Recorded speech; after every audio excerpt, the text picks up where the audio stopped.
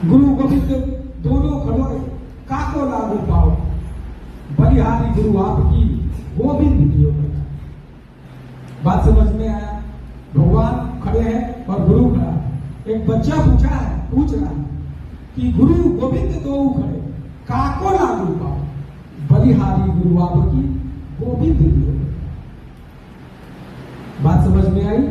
मैं इसको बता रहा हूं। जब भगवान खड़े हैं और गुरु खड़ा है तो वहां पे पूछ रहा है कि बड़ी दुविधा है।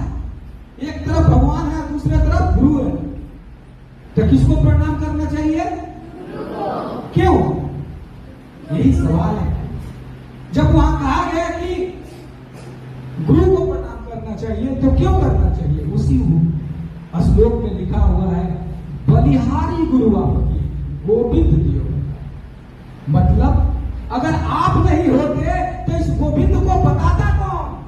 और जब गोविंद को बताता, गोविंद मतलब भगवान, अगर भगवान के बारे में अगर बताते आप नहीं तो ये भगवान है कि गांव की मंगरुआ आपको क्या पता? तो गुरु की कृपा है कि हम भगवान को जान पाए। इसलिए मैं सबसे पहले किसको प्रणाम करूंगा? गुरु को प्रणाम जब आप करते हैं, जिसने भी लिखा बहुत बेहतरीन लिखा।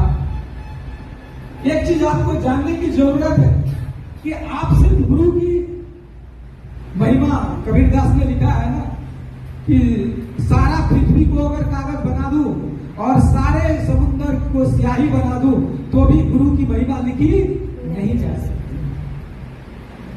बहुत सारी चीजें हैं, बहुत सारा बोलने के लिए है, लेकिन मैं आपको आज मनाने आए हैं तो कम से कम इतना ज्ञान देना चाहता हूं कि आप संसार में एक ऐसे शख्सियत को याद किए हैं, प्रणाम किए हैं, उनके आदर और सम्मान में आपने एक फूल दिया, एक चॉकलेट दिया, जो भी दिया वो मायने नहीं रखता है, ये सम्मान है।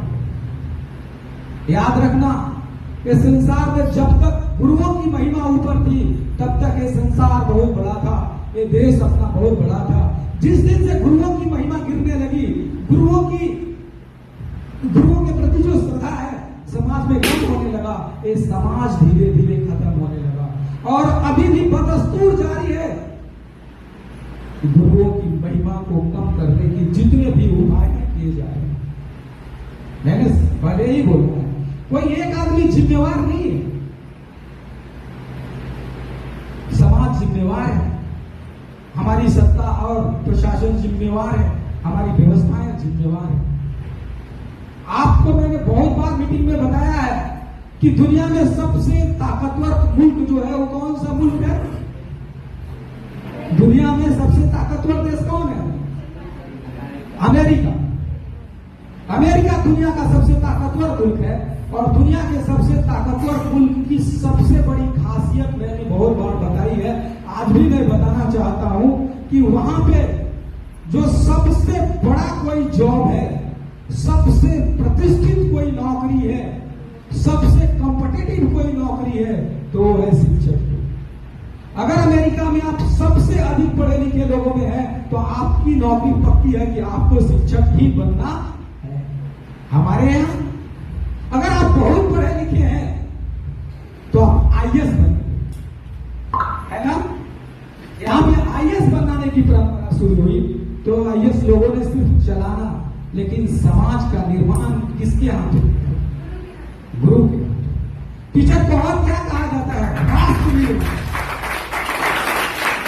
समाज में शिक्षक को राष्ट्र निर्माता, यानी किसी भी राष्ट्र को अगर बिल्ड करना है, किसी भी देश को अगर तरक्की के रास्ते पे ले जाना है तो उसमें शिक्षक की अहम भूमिका होती है।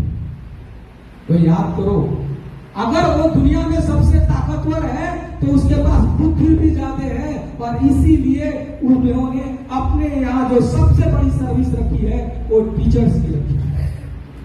हमारे यहाँ ऐसा नहीं है। हमारा भी जिस समय देश के नेतृत्वकर्ता लोगों ने प्रावधान लाया उसमें 1 नंबर टीचर की नौकरी को करना चाहिए था। जिस दिन टीचर की नौकरी, जब तक हिंदुस्तान में टीचर की नौकरी नंबर 1 पे नहीं जाएगी तब तक हिंदुस्तान ना विश्व गुरु बनने जा रहा है, ना गुरु घंटाल बनने जा रहा है, कुछ भी नहीं बनने जा रहा है। जैसा है वैसा है। आज 300-400 बच्चे है ना, 400 बच्चों में मामूली 40-50 बच्चे हमारे पास होते हैं। ऐसा क्यों? यह दिखाता है कि समाज में 10% लोगों के पास ही टीचर के लिए इज्जत बाकी है, 90% लोगों ने इज्जत को तार तार करके रखा है। और यदि 90% लोग शिक्षक को इज्जत नहीं देते हैं तो भूल जाए, मेरी बात जिसको कड़वी लगे वो क्षमा करेगा, या मेरे नाम पे 10 कुछ रामायण सुना दे, मुझे कोई दिक्कत नहीं है। जब तक आप शिक्षक की इज्जत करना नहीं शुरू करेंगे, आपके घर में शिक्षा नहीं है। और यदि आपके घर में, समाज में, देश में शिक्षा नहीं आएगी तो आप तरक्की नहीं करेंगे।